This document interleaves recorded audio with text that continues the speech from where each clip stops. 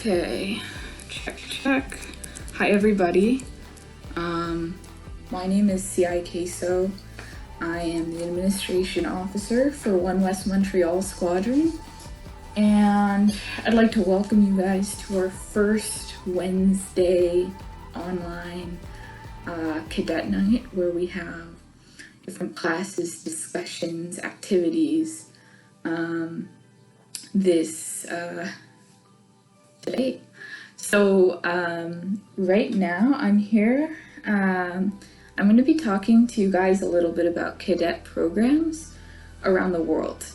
As some of you may know, I am American. I grew up in the United States in Connecticut, and I was a cadet there. I was a Sea Cadet. I was not an Air Cadet, but I was able to participate in 2 international exchanges where cadets from all over the world get to come together and work as a team and learn about the different militaries and different cadet programs around the world. So I'm going to be talking to you about a few countries and their cadet programs. The goal is to help you guys learn about the different cadet programs and realize that Canada is not the only country that has cadets, and that we're really a big international family. That was something that was really stressed when I was on exchange. There's a lot of similarities and there's some differences as well, so I'm going to go over that. I personally find this stuff really interesting, and it helps me learn about the other countries in the world, and it's always helpful to have a global mindset when you're thinking about things. So I'm gonna get started. So first off, I'm gonna talk a little bit about the United States. The United States, their cadet program is very different from the Canadian cadet program. Whereas in Canada, you have a centralized organization, the Canadian Cadet Organization, that manages air, army, and sea. In the US, it's not centralized like that. It's they're completely separate organizations depending on the element you're in. So if you're an air cadet, you'll be in a program called Civil Air Patrol, which is actually an auxiliary component of the United States Air Force. And so it's under the aegis of their own organization, which itself is under the aegis of the United States Air Force Auxiliary. If you're a Sea Cadet, which I was, you're in an organization called the US Naval Sea Cadet Corps, which is funded and sponsored by the United States Navy, and gets funding completely separately from Civil Air Patrol. Those programs are both outside of school, just like cadets here, and over the summer you go on trainings. I believe, so in the Sea Cadets, they're called trainings. They're not called camps. And in Civil Air Patrol, the Air Cadets, they're called encampments. And in Civil Air Patrol, you do a lot of similar things that Canadian Air Cadets do. You get to learn how to fly. If you're like a top cadet, it's not everybody. You do community service, you support veterans, you learn about the technical aviation parts. I wasn't an air cadet, so I definitely have more Sea Cadet knowledge. But Civil Air Patrol and Air Cadets, you do kind of similar things. The difference is it's more military. Cadets in America, whether you're a Sea Cadet or an Air Cadet or an Army Cadet, it's more regimented, more military. You have ranks and stuff just like in Air Cadets here in Canada, but it's more strict. You have to go to boot camp when you join cadets, either as an air cadet with Civil Air Patrol or a sea cadet. You have to go to 2-week boot camp, which is not like general training. You're getting yelled at, you're doing push-ups, it's pretty intense, and they make it intense. And so one difference that I found kind of coming to Canada, kind of seeing both sides, both cadet programs, and being an insider in both cadet programs, is that it's definitely more strict in the United States. Yeah, so that's definitely a difference, and it's an adjustment. The funding is different. I'd say that the Canadian cadet program is better funded, which might come as a surprise to people. The Canadian Cadet Organizations is like a government body, whereas it's more split in America, and they get funding from different places. So it's less centralized.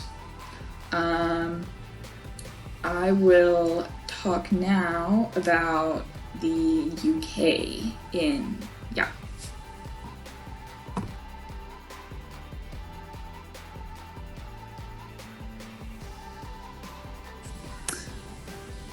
So the UK, there's more similarities. Well, there's similarities with the Canadian cadets and with the American cadets.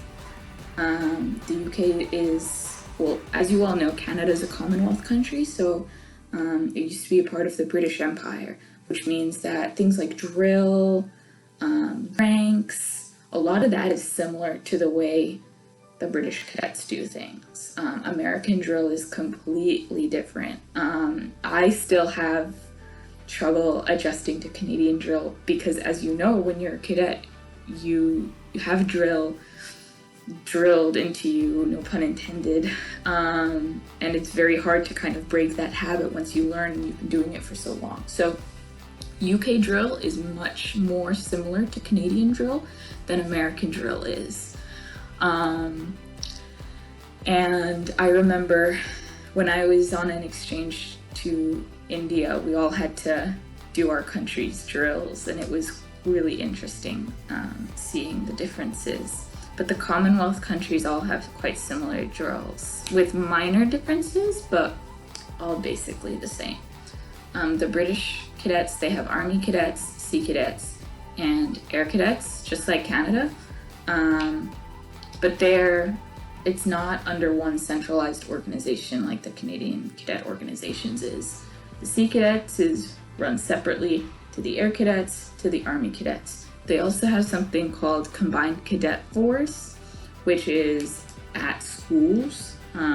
So if you go, that's typically for if you go to a British private school, like one of those traditional British boarding schools, you could, or you might have to, be a member of the Combined Cadet Force, which is just, it's like cadets, but at school.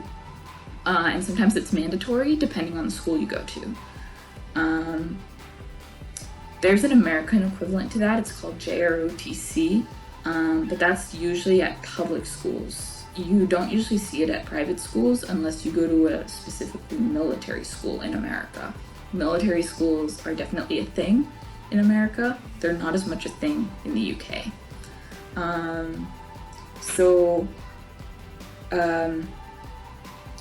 The Air Cadets is kind of under the aegis of the Royal Air Force. It's called the Air Training Corps.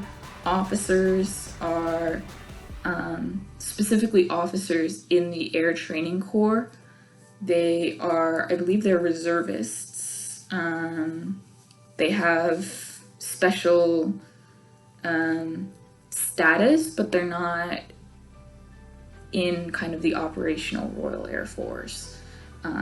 They're volunteers. Officers in the US and the UK are volunteers. They are not paid.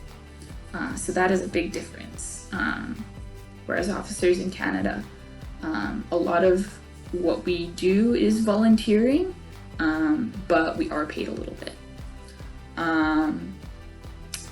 And you don't have to be like a fully enrolled member of the military in America or in the UK. Whereas in Canada, you have to be a fully enrolled member of the Canadian Armed Forces to be an officer. As for myself, I'm in the process of joining the Canadian Armed Forces as a CIC officer, but it takes a very long time because you have to go through the same recruitment process as everybody else in the military. But that's not the case in the US or the UK. The UK, the Air Cadets, in terms of activities, they're not that different. Air Cadets everywhere do aviation, drill, physical training, learn technical skills, learn CPR. The activities, you could probably go to a UK or a US training or encampment, and it'll be fairly similar to what you're used to. But obviously, like, the country's history and the military customs might be a little bit different. You'll see a lot more similarities with the British military than you will with the American military, because the Canadian Armed Forces, and therefore the Canadian cadet organizations, their kind of military heritage comes from the UK, and the American military heritage completely broke off from the UK in 1776. So ever since then, it's been completely different. And when America declared independence and started forming its own army, a lot of what they really wanted to make themselves different from the UK. So a lot of military traditions and especially drill is quite different from the UK and also from Canada as a result.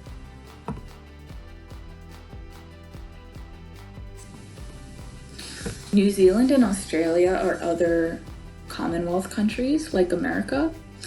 They have the same structure as the UK, where you have Army cadets under the aegis of the Army, Air Cadets under the aegis of the Air Force, and Navy cadets under the aegis of the Navy. The reason Canada has like the more centralized Army, Navy, Air Force system all going into Canadian cadet organizations is because the Canadian Armed Forces unified. The Royal Canadian Navy, the Canadian Army, and the Royal Canadian Air Force all unified in the 60s to become one Canadian Armed Forces. So there's one organizational structure in Canada, whereas in the UK, Australia, and New Zealand, there's 3 different organizational structures, if that makes sense. But I'd say there's a lot of similarities between Air Cadets in the UK, Air Cadets in Canada, Air Cadets in Australia, and Air Cadets in New Zealand. There's a similar heritage, similar military traditions, similar activities. Like in the UK, officers in Australia and New Zealand, they're also volunteers. And Canada is really the only country where staff cadets get paid. Like, if you're a staff cadet here in Canada and you go and work at a summer training center, you get paid. And I remember when I was a cadet in the United States, I was a staff cadet for a long time. I did it not for the whole summer, but I would do it at 2-week increments, kind of over time. And when I was a staff cadet, somebody told me, "Did you hear the Canadian cadets, if you staff in Canada, you get paid?" And I remember I was so jealous because I was doing it all just kind of on a volunteer basis because I liked to do it. So I remember being a very jealous staff cadet when I heard that Canadian staff cadets get paid.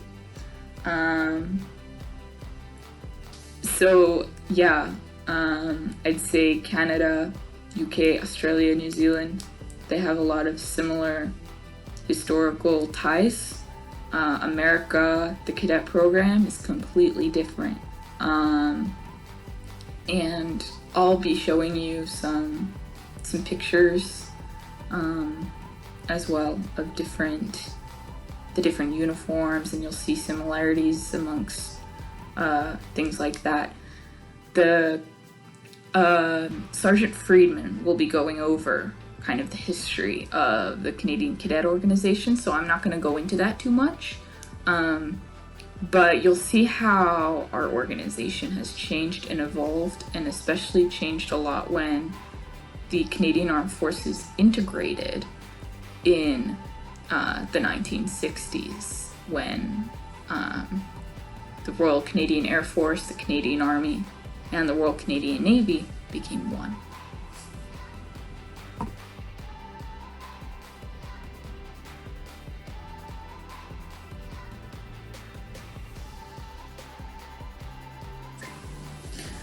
The culture in Canadian cadets versus American cadets is quite different. Oftentimes Americans do cadets because they want to join the US military. It was kind of a shock for everybody when I decided not only was I going to not join the US military, but I was going to move to a different country. It was kind of a shock for people I knew at cadets. Especially since I had ended up being the Chief Petty Officer of the unit, which is the equivalent to a Warrant Officer First Class. So I was in charge of the unit, and then I decided, oh, I'm not joining the US military, and I'm moving to Canada. You can imagine that people were a bit shocked. So cadets in the US is seen not only as a citizenship building program, which it absolutely is, but a lot of people use it as a track to the military afterwards. Cadets are highly regarded when applying to US service academies, which is kind of similar here.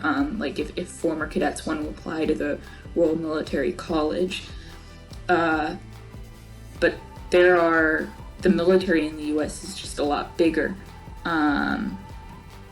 And so a lot more people end up joining the military, and it's seen as kind of the next step. If you're a very high-ranking and very accomplished cadet in the United States, people automatically expect, okay, if you do this, if you got this far in cadets, the natural next step is just to go into the military.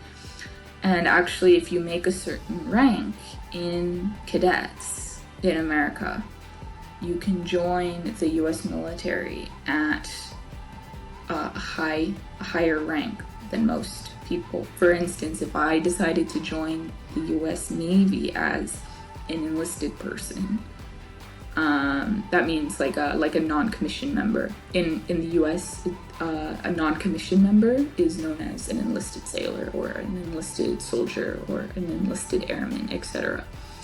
If I decided to join the Navy as an enlisted sailor after I aged out of cadets, after my recruit training, my Navy boot camp, I would have automatically been bumped up 2 ranks.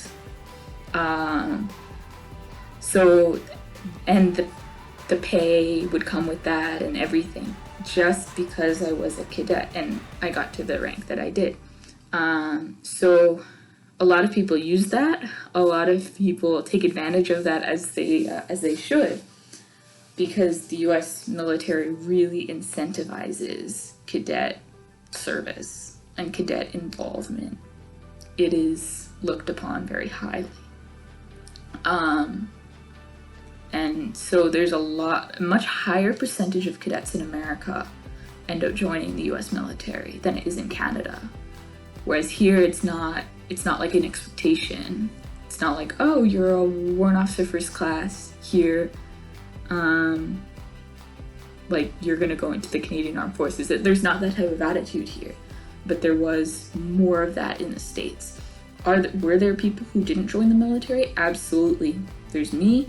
There's plenty of other people I knew who did not have anything to do with the US military after cadets, but that was more rare, especially for people who became very accomplished in cadets. It was pretty rare.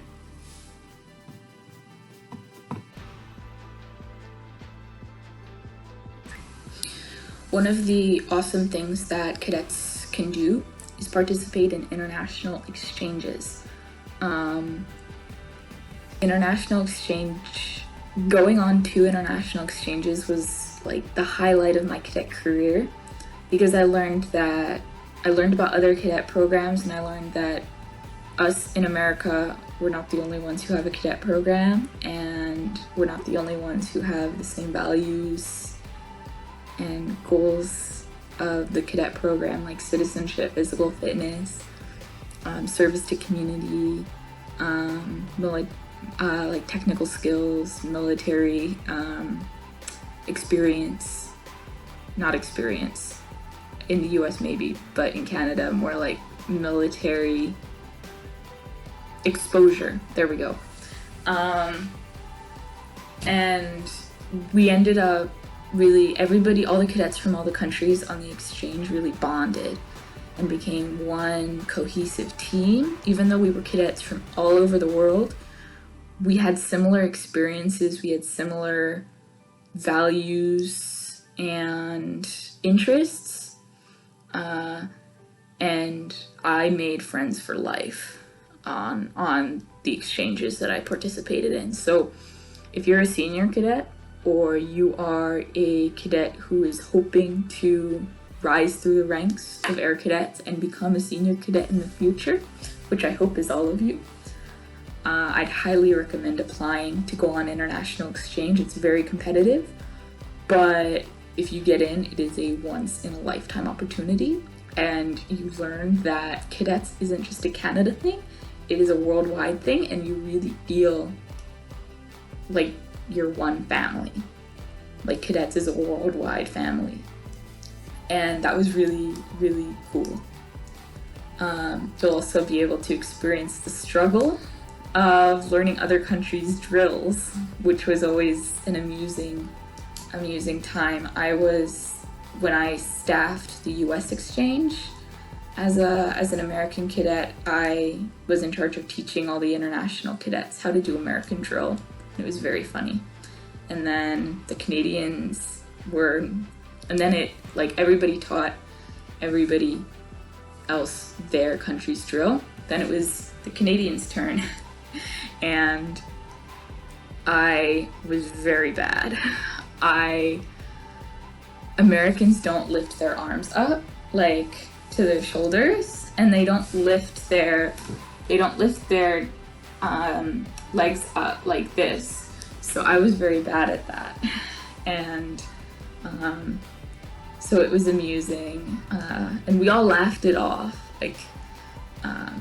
but it was just a funny anecdote.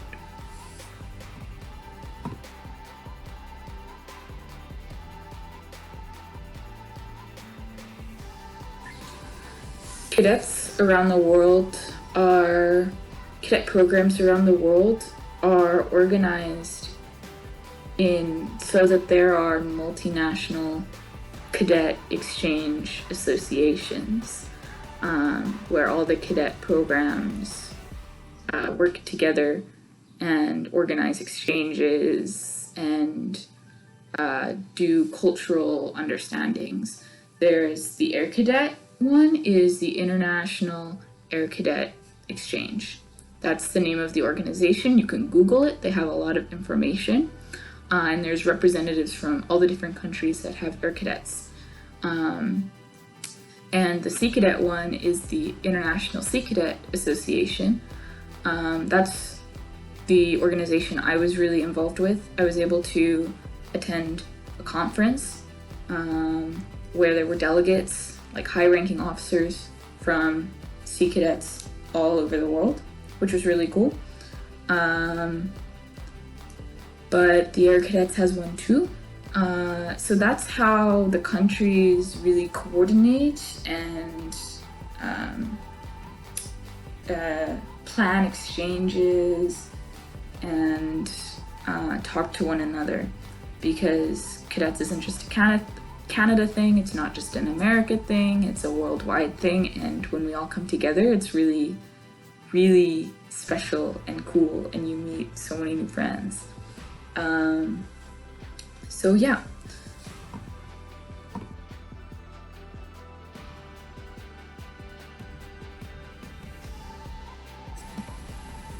Just an extra note, we focused on a few of the countries that have Air Cadet programs here today, but we definitely did not touch on all of them.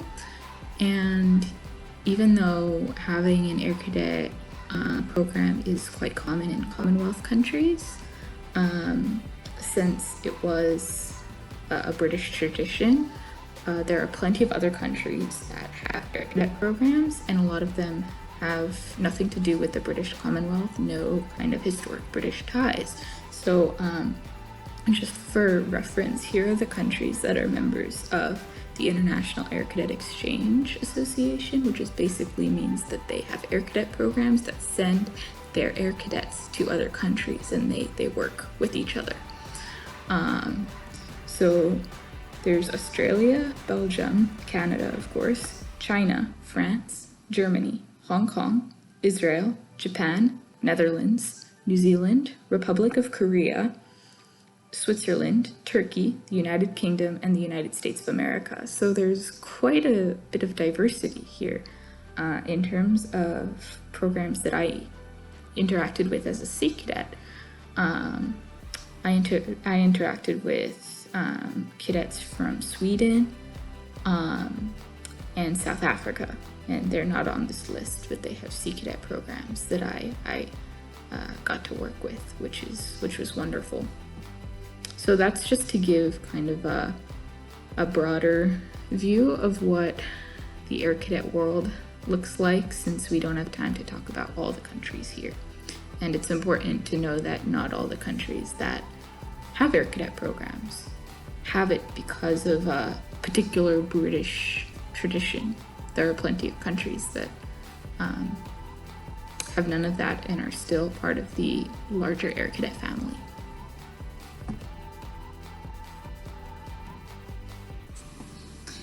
Thank you for watching this video on cadet programs around the world. I hope you enjoyed it, and I hope you learned a little something. This is something I'm really passionate about, as you could probably tell. It's why I'm a CI here in Canada. Sometimes I describe what I do here with One West as just a permanent cadet exchange for me, because my American cadet background, I'm basically here on exchange permanently. And I get to talk to a lot of people from Canada about people, when they realize that I'm American and that I did cadets there, they're interested and want to learn more, and we get to kind of talk about that. So I enjoy what I do here, and I hope you guys learned something. And yeah, thank you very much for watching. Stay safe, stay healthy, stay at home. Ça va bien aller. Take care, guys.